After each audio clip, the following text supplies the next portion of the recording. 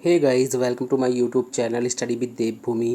Friends, आज हम लोग इस वीडियो में डिस्कस करेंगे सामान्य हिंदी क्विज़ का पार्ट 64 में आपको सामान्य हिंदी के 94 ठीक है 94 मोस्ट इम्पोर्टेंट एमसीक्यूज़ देखने को मिलेंगे, जो आपके आने वाले एग्ज़ाम बीडीओ, बीपीडीओ, समाज कल्याण अधिकारी, कनिष्ठ सहायक, फॉरेस्ट गार्ड, बंदी रक्षक police, UK PCS, pre RO ARO, उन सभी में जो है ये आपको काफ़ी मदद करेंगे। गाइज, अगर आपको वीडियो अच्छी लगती है तो वीडियो को लाइक करें, कमेंट करें और वीडियो को अपने दोस्तों के साथ ज़रूर शेयर करें। अगर आप हमारे चैनल से जुड़ना चाहते हैं और यूके ट्रिपल एससी की तैयारी करना चाहते हैं तो आप हमारे चैनल स्टडी विद देवभूमि को सब्सक्राइब कर सकते हैं। जब चैनल को सब्सक्राइब करें तो बराबर वाले घंटे के निशान को जरूर क्लिक कर लें, ताकि आप किसी भी वीडियो के नोटिफिकेशन को मिस ना कर पाएँ। तो चलिए, ज़्यादा टाइम ना ख़राब करते हुए वीडियो को शुरू करते हैं। तो आज का हमारा पहला क्वेश्चन हो जाएगा, हिंदी किस भाषा परिवार की भाषा है। तो देखिए, हिंदी जो है ये भारोपीय परिवार की भाषा है। किस परिवार की है? भारोपीय परिवार की। दूसरा हो जाएगा, भारत में सर्वाधिक खड़ी बोली वाली भाषा कौन सी है। तो देखिए, भारत में जो सर्वाधिक खड़ी बोली वाली भाषा है यह है हिंदी। कौन सी है?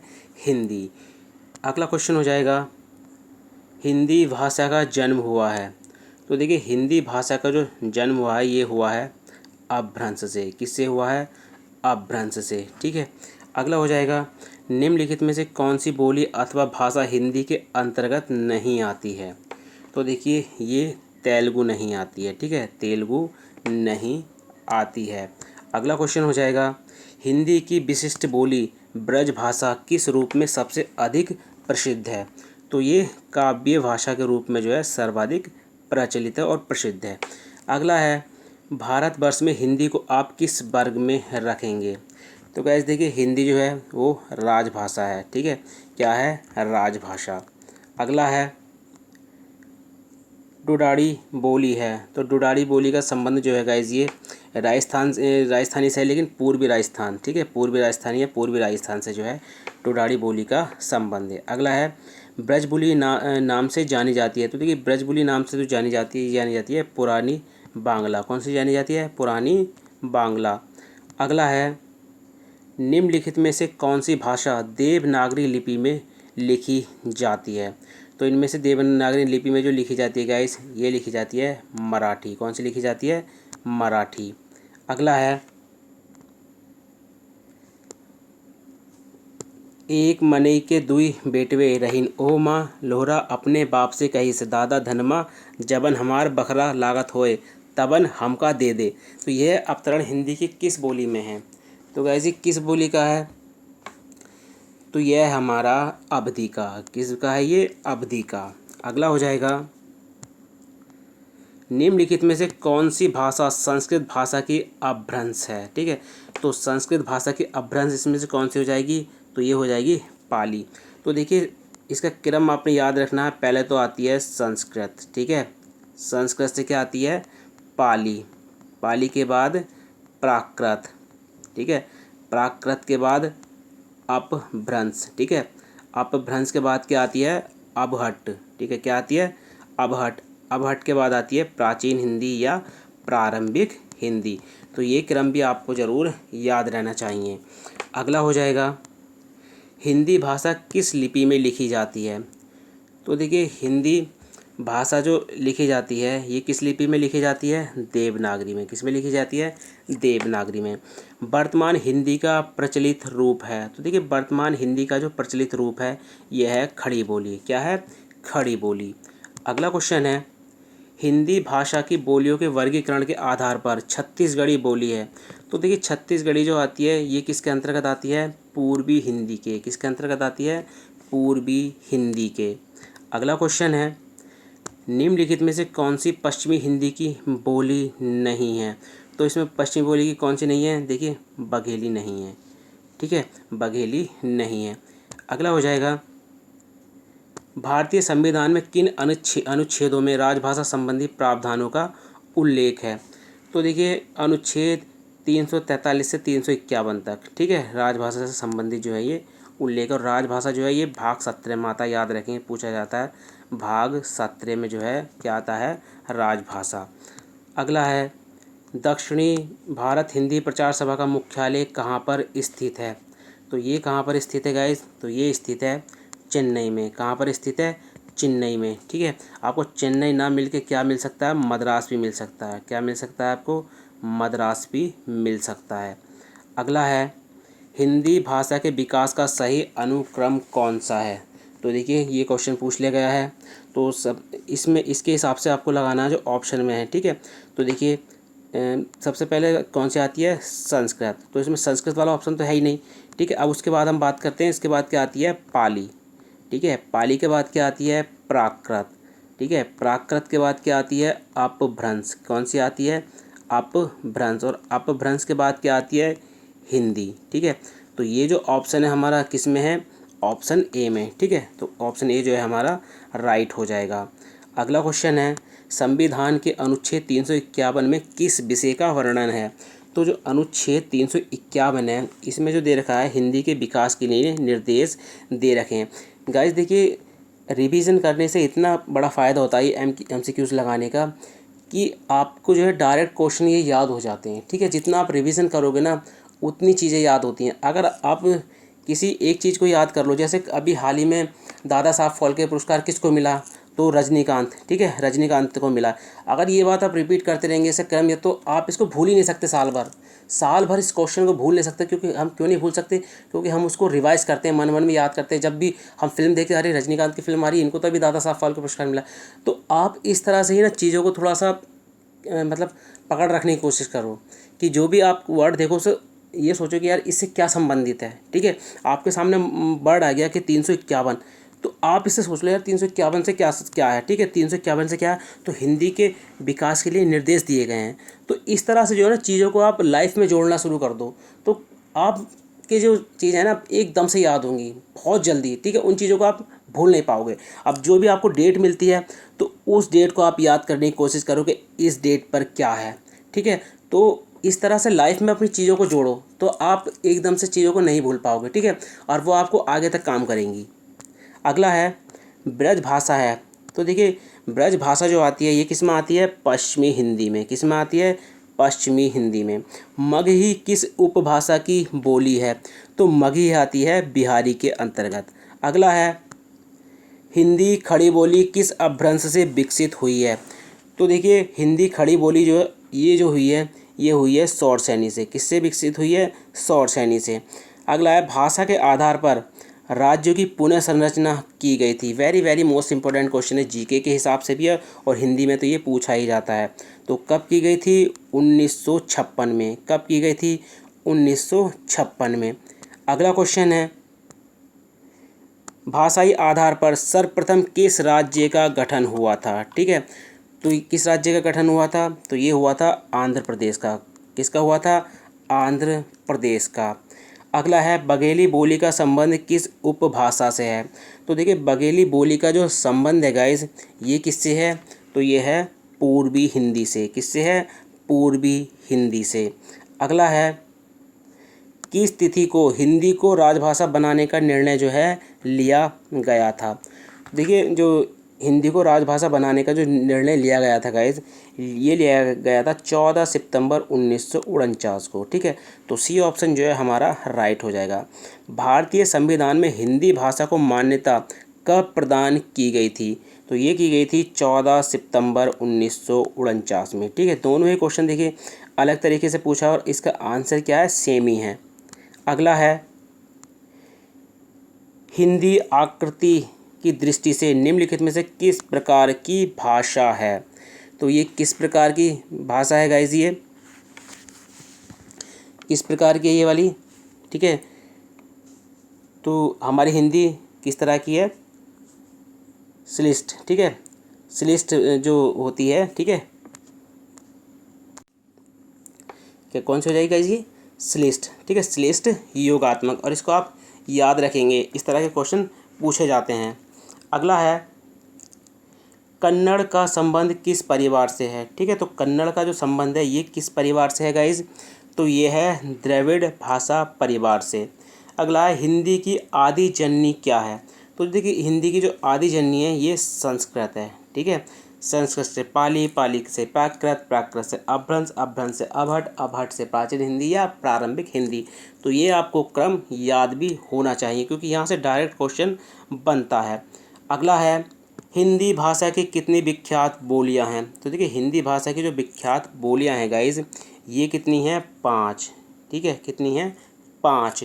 अगला है हाड़ौती बोली है। तो देखिए हाड़ौती बोली जो है ये कहाँ से संबंध रखती है या किससे संबंध रखती है? तो ये रखती है पूर्वी राजस्थान से। ठीक है, पूर्वी राजस्थान की बोली है ये। अगला है हिंदी दिवस कब मनाया जाता है। तो देखिए हिंदी दिवस जो मनाया जाता है गाइज़, ये मनाया जाता है 14 सितंबर को। कब मनाया जाता है? 14 सितंबर को। अगर मैं इसमें विश्व लगा दूं कि विश्व हिंदी दिवस कब मनाया जाता है, ठीक है, विश्व हिंदी दिवस कब मनाया जाता है, तो ये क्या हो जाएगा? क्या हो जाएगा गाइज़? 10 जनवरी। क्या हो जाएगा? 10 जनवरी। अगला है निम्नलिखित में से कौन भारोपीय परिवार की भाषा नहीं है। तो ये कौन सी नहीं है? मलयालम नहीं है। कौन सी नहीं है गाइस इसमें? मलयालम नहीं है। हिंदी दिवस किस दिन मनाया जाता है? देखिए दोबारा एक क्वेश्चन रिपीट हो गया गाइस, तो 14 सितंबर को। अगला क्वेश्चन है टकसाली भाषा कहते हैं। तो देखिए टकसाली जो भाषा होती है ये किसको कहा जाता है? तो परिनिष्ठित भाषा को। किसको कहा जाता है? परिनिष्ठित भाषा को। अगला है निम्नलिखित में से भाषा की प्रमुख प्रकृति में जो प्रकृति होती है वो कौन सी है? तो ये होती है गाइस जटिलता से सरलता की ओर। ठीक है, जटिलता से सरलता की ओर। और इस तरह के क्वेश्चन देखिए एग्जाम में ज़्यादा रखे जाते हैं कि भाषा की प्रमुख प्रकृति कौन सी है। ठीक है, तो जटिलता से सरलता की ओर। अगला है उकार बहुला बोली मानी जाती है। तो उकार बहुला बोली जो मानी जाती है गाइस, ये मानी जाती है अवधी। कौन सी मानी जाती है? अवधी। ध्रुपद गायन का संबंध किस भाषा से है? Very very most important question है गाइस ये। तो ध्रुपद गायन का जो संबंध है ये किससे है? तो ये है ब्रज भाषा से। किससे है? ब्रज भाषा से। अगला है महत्वपूर्ण क्वेश्चन गाइस, ये कई बार रिपीट हो रखा है कि राजभाषा आयोग के प्रथम अध्यक्ष कौन थे? तो कौन थे गाइज? बाल गंगाधर खैर। कौन थे? बाल गंगाधर खैर। और राजभाषा आयोग भी पूछा गया है, ठीक है, तो उसको भी आप याद रखेंगे। ठीक है, उसको भी आप याद रखेंगे क्योंकि देखिए राजभाषा आयोग से आपको क्वेश्चन पूछा गया है एग्ज़ाम में। ठीक है, यहाँ से अध्यक्ष पूछ लेगा आपसे या राजभाषा आयोग का जो गठन है वो कब किया गया था। तो राजभाषा आयोग का गठन कब किया गया था? 7 जून 1955 में। ठीक है, तो ये आप ज़रूर याद रखेंगे। ठीक है, राजभाषा आयोग या इसको बीजी खैर आयोग भी कहते हैं, ये डेट आप ज़रूर याद रखेंगे। भाषा की सार्थक लघुत्तम इकाई है। तो देखिए भाषा की जो सार्थक लघुत्तम इकाई होती है ये क्या होती है? शब्द। क्या होती है? शब्द। अगला है हिंदी भाषा की उत्पत्ति हुई है। तो देखिए हिंदी भाषा की जो उत्पत्ति हुई है गाइज, ये सोर्स यानी अपभ्रंश से हुई है। किससे हुई है? सोर्स यानी अपभ्रंश से। नीचे भाषा की 4 विशेषताएं दी गई हैं, इनमें से जो एक गलत विशेषता है उसे चुनिए। ठीक है, तो एक एक करके इसको देख लेते हैं। भाषा परिवर्तनशील होती है, बिल्कुल सही जवाब है। भाषा पैतृक संपत्ति होती है। देखिए भाषा पैतृक संपत्ति नहीं होती है। ठीक है, भाषा सामाजिक संपत्ति है, बिल्कुल सही है। भाषा अनुकरण द्वारा सीखी जाती है, बिल्कुल सही है। तो इसमें हमारा बी ऑप्शन ठीक है हो जाएगा इसमें। ठीक है, जो ये गलत है इसमें। अगला है किसी सीमित क्षेत्र में बोली जाने वाली स्थानीय भाषा को क्या कहते हैं? तो उसको कहते हैं बोली। क्या कहते हैं उसको? बोली। इनमें से कौन सी राजस्थान की बोली नहीं है? तो इसमें कौन सी राजस्थान की बोली नहीं है? बुंदेली नहीं है। ठीक है, बुंदेली नहीं है। अगला है मैथिली बोली के लोकप्रिय कवि हैं। तो देखिए जो मैथिली बोली है इसके जो लोकप्रिय कवि हैं वो कौन है? विद्यापति। कौन है? विद्यापति। अगला क्वेश्चन हो जाएगा गाइज, अंगिका किस राज्य की बोली है? तो अंगिका जो है किस राज्य की बोली है गाइस? तो ये बिहार की है। कहाँ की है? बिहार की। अगला क्वेश्चन है ग्वालियर की बोली है। तो देखिए ग्वालियर की जो बोली है गाइस ये क्या है? तो ये है बुंदेली। क्या है? बुंदेली। हिंदी भाषा की बोलियों के वर्गीकरण के आधार पर छत्तीसगढ़ी बोली है। तो छत्तीसगढ़ी जो आती है देखिए ये पूर्वी हिंदी किस में आती है? पूर्वी हिंदी में। अगला है पश्चिमी हिंदी के अंतर्गत कौन सी बोली नहीं आती है? तो पश्चिमी हिंदी के अंतर्गत कौन सी बोली नहीं आती है इसमें? छत्तीसगढ़ी नहीं आती है। कौन सी नहीं आती है? छत्तीसगढ़ी नहीं आती है। अगला है पश्चिमी हिंदी की कितनी बोलियां हैं? तो देखिए पश्चिमी हिंदी की कितनी बोलियां हैं? 5। कितनी हैं? 5। अगला है कन्नौजी हिंदी की किस उपभाषा की एक बोली है? तो ये पश्चिमी हिंदी में आती है गाइस। अगला है निम्नलिखित में से कौन सी बोली पश्चिमी हिंदी के अंतर्गत नहीं आती है या नहीं पड़ती है? तो यह है अवधी। ठीक है, अवधी जो आती है किस में आती है? पूर्वी हिंदी में आती है। अगला है इनमें से पश्चिमी हिंदी की बोली कौन सी नहीं है? तो पश्चिमी हिंदी की बोली जो इसमें कौन सी नहीं है गाइस? तो ये हो जाएगी देखिए बघेली। बघेली किसकी है? पूर्वी हिंदी की। देखिए बघेली में और बुंदेली में बड़ा कन्फ्यूज़न होता है, क्योंकि ये दोनों एक जैसी लगती हैं। अब अगर पूछेगा कि इसमें से पश्चिमी हिंदी वाली कौन सी, तो बड़ा कन्फ्यूज़न हो जाता है। तो बघेली आप याद रखना, जिसमें ये गा आता है पूर्वी हिंदी के, बस इतना आप इसको याद रख लो। बुंदेली आपको खुद याद हो जाएगी। खड़ी बोली हिंदी की उत्पत्ति हुई है। तो खड़ी बोली हिंदी की जो उत्पत्ति हुई है गाइज, ये हुई है सोर्स यानी अपभ्रंश से। देखिए जितनी बार क्वेश्चन रिपीट होते हैं उतनी बार हमको वो याद होते हैं। ठीक है, सिंधी भाषा का संबंध किससे है? तो सिंधी भाषा का जो संबंध है यह है ब्राचड़ से। अगला है कौरवी भाषा का उदय किससे हुआ है? तो कौरवी भाषा का जो उदय हुआ है ये किससे हुआ है? पश्चिमी हिंदी से। किससे हुआ है? पश्चिमी हिंदी से। अगला है मगही किस उपभाषा की बोली है? तो मगही किस उपभाषा की बोली है? तो बिहारी की। किसकी है? बिहारी की। पूर्वी हिंदी का विकास इनमें से किस अपभ्रंश में हुआ है? तो पूर्वी हिंदी का विकास जो हुआ है ये गाइस किससे हुआ है? तो अर्धमागधी से। किससे हुआ है? अर्धमागधी से। अगला है बिहार की राजधानी पटना किस बिहारी बोली क्षेत्र में स्थित है? तो ये स्थित है मगही। ठीक है, मगही बिहारी बोली क्षेत्र में। हिंदी किस परिवार की भाषा है? तो देखिए कितनी बार ये क्वेश्चन रिपीट हो गया, तो भारोपीय परिवार की। अब आप इसको भूल नहीं पाओगे। अगला है भोजपुरी बोली की उत्पत्ति हुई। तो देखिए भोजपुरी बोली की जो उत्पत्ति हुई ये हुई थी मागधी अपभ्रंश से। किससे हुई है? मागधी अपभ्रंश से। अगला है मेवाती किस उपभाषा वर्ग की बोली है?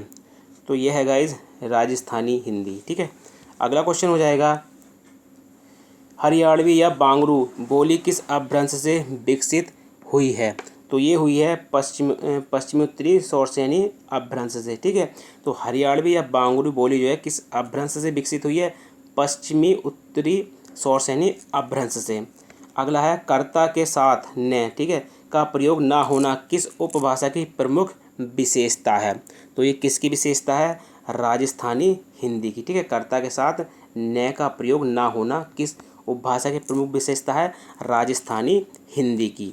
अगला है देवनागरी लिपि का सर्वप्रथम प्रयोग किस राज्य में माना जाता है? कि ठीक है, देवनागरी लिपि का जो सर्वप्रथम प्रयोग किस राज्य में हुआ ये माना जाता है? तो ये किस में माना जाता है गाइज? गुजरात में। ठीक है, किस में हुआ था? गुजरात में। कौन सी भाषा देवनागरी लिपि में लिखी जाती है? तो निम्नलिखित में से कौन सी भाषा देवनागरी लिपि में लिखी जाती है? तो ये लिखी जाती है मराठी। कौन सी लिखी जाती है? मराठी। अगला क्वेश्चन है देवनागरी लिपि में स्वर्ण वर्णों की संख्या कितनी है? तो स्वर्ण वर्णों की संख्या कितनी है? 11। कितनी है? 11। संघ की राजभाषा हिंदी और लिपि देवनागरी होगी, यह संविधान के किस अनुच्छेद में वर्णित है, या किस अनुच्छेद में इसका उल्लेख है? तो यह अनुच्छेद 343 में। ये ऑप्शन जो है हमारा सही हो जाएगा। अगला है भारत में हिंदी को संविधान की किस धारा के अंतर्गत राजभाषा घोषित किया गया है? अब देखिए आपको ये तो पता है कि अनुच्छेद 343 है। अब धारा अगर पूछ लेता है तो आप क्या लगाओगे? धारा 343 का फर्स्ट। ठीक है, ठीक है, तो ए ऑप्शन जो है हमारा राइट हो जाएगा। संविधान के किस अनुच्छेद के अंतर्गत हिंदी को संघ की राजभाषा का दर्जा मिला? देखिए very very most important question है। इस तरह के क्वेश्चन एग्जाम में पूछ लिए जाते हैं। तो संविधान के किस अनुच्छेद के अंतर्गत हिंदी को संघ की राजभाषा का दर्जा मिला था? तो अनुच्छेद 343। ठीक है, अनुच्छेद 343 के तहत। अगला है किस तिथि को हिंदी को राजभाषा बनाने का निर्णय लिया गया था? तो 14 सितंबर 1949 को। अगला क्वेश्चन है संविधान के अनुच्छेद 351 में किस विषय का वर्णन है?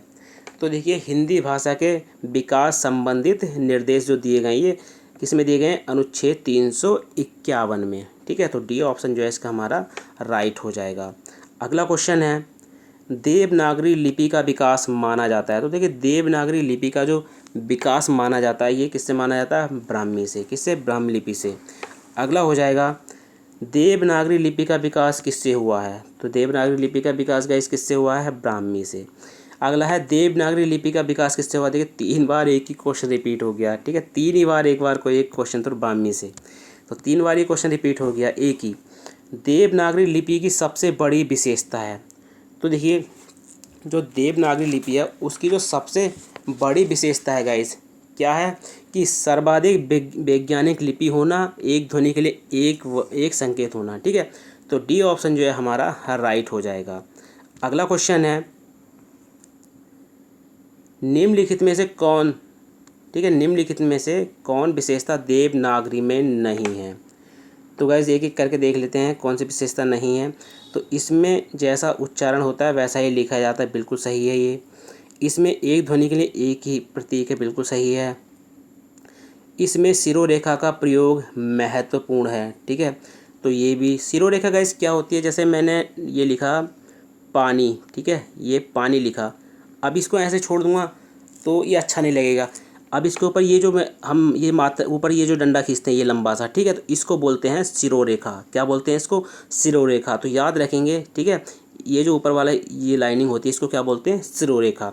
और अगला है, विकास की दृष्टि से यह लिपि ब्राह्मी और खरोष्टी की समकालीन है। तो ये जो है, ठीक है, ये इसकी देवनागरी की विशेषता नहीं है। ठीक है, तो हमारा डी ऑप्शन जो है राइट हो जाएगा।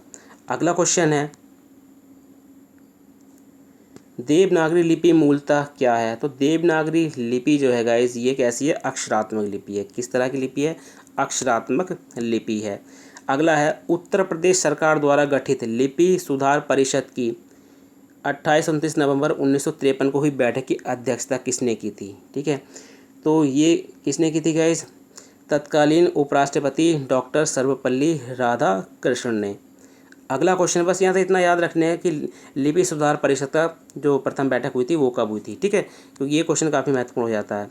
अगला है, उत्तर प्रदेश सरकार द्वारा 1947 में गठित देवनागरी लिपि सुधार समिति के अध्यक्ष कौन थे? क्योंकि अपने एग्जाम अपना जो सिलेबस दे रखा है, जनरल सिलेबस है, उसमें आपको पता है देवनागरी पूरा दे रखा है। ठीक है, तो इसको आपने पढ़ना ज़रूरी है। तो देवनागरी लिपि सुधार समिति के जो अध्यक्ष थे गाइस, जिसका जो कब गठित हुई थी? 1947 में। तो ये कौन थे? आचार्य नरेंद्र देव। कौन थे? आचार्य नरेंद्र देव। किस विद्वान ने देवनागरी लिपि के स्थान पर रोमन लिपि स्वीकार करने का सुझाव दिया था? Very very most important question है गाइज। तो ये दिया था सुनीति कुमार चटर्जी ने। किसने दिया था? सुनीति कुमार चटर्जी ने। अगले ये जरूर याद रखना कि किसने देवनागरी लिपि के स्थान पर रोमन लिपि स्वीकार करने का सुझाव दिया था, या सुनीति कुमार चटर्जी ने देवनागरी लिपि के स्थान पर किस लिपि को स्वीकार करने का सुझाव दिया था। तो क्वेश्चन को आप तोड़ मोड़ के याद करने की कोशिश करा करें। अगला है, पंजाबी की लिपि है। तो देखिए पंजाबी की जो लिपि होती है गाइज, ये क्या होती है? गुरुमुखी। क्या होती है? गुरुमुखी। अगला है, मानकीकरण के स्तर पर भाषा संबंधी सोपान नहीं है। ठीक है, तो ये सहजता। ठीक है, मानकीकरण के स्तर पर जो है सहजता नहीं है।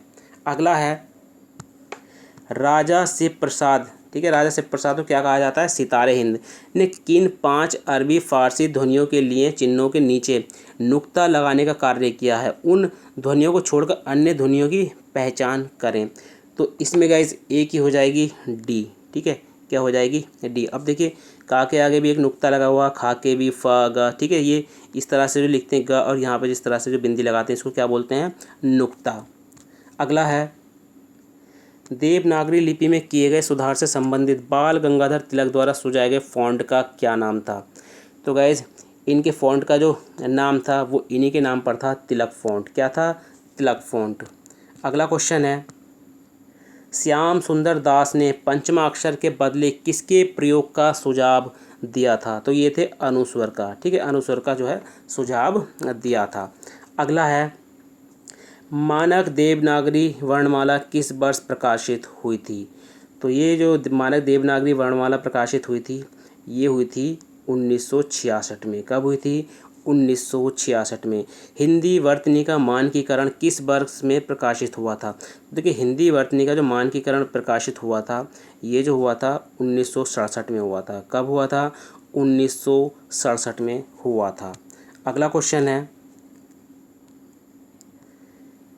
वर्ष 1955 में गठित प्रथम राजभाषा आयोग के अध्यक्ष कौन थे? तो गैस कौन थे? बीजी खैर, यानी ठीक है, बाल गंगाधर खैर। तो बीजी खैर इसको आयोग भी कहते हैं। इसकी फुल डेट आप ज़रूर याद रख लेना, 7 जून है। ठीक है, 7 जून 1955 है, क्योंकि फुल डेट कभी कभी पूछ लेता है। अगला क्वेश्चन हो जाएगा हमारा, भारतीय संविधान की 8वीं अनुसूची में शामिल भाषाओं की संख्या कितनी है? तो कितनी है गाइज? तो ये हैं 22। ठीक है, कितनी है? 22। अगला क्वेश्चन है, हिंदी की आदि जननी है, very very most important question है गाइज ये। तो हिंदी की जो आदि जननी है, ठीक है, वो कौन है? संस्कृत। ठीक है, ये क्वेश्चन भी 2 बार लगभग रिपीट हो चुका है। 10वां विश्व हिंदी सम्मेलन 2015 का आयोजन स्थल क्या था? तो देखिए, 10वां जो 2015 में हुआ था, ये कहाँ पर आयोजित हुआ था? भोपाल में। कहाँ पर हुआ था? भोपाल में। और पहला जो हुआ था, पहला विश्व हिंदी सम्मेलन जो हुआ था 1975 में हुआ था। कहाँ पर? नागपुर में। कहाँ पर हुआ था? नागपुर में। ठीक है, दूसरा वाला जो हुआ था वो 76 में हुआ था। कहाँ पर हुआ था? पोर्ट लुई में। कहाँ पर हुआ था? Port Louis. उसके बाद 83 वाला कहाँ पर हुआ था? नई दिल्ली में। 93 वाला कहाँ पर हुआ था? फिर पोर्ट लुई में हुआ था। ठीक है, तो ये हिंदी वाली, अगर आपने विश्व सम्मेलन वाली वीडियो नहीं देखी हो तो आप देख सकते हैं। ठीक है, जिसका लिंक आपको इस वीडियो के डिस्क्रिप्शन बॉक्स में मिल जाएगा। तो गाइज़, अगर आपको वीडियो अच्छी लगी हो तो वीडियो को लाइक करें, कमेंट करें और वीडियो को अपने दोस्तों के साथ ज़रूर शेयर करें। तो चलिए मिलते हैं अपनी नेक्स्ट वीडियो में। Thank you for watching.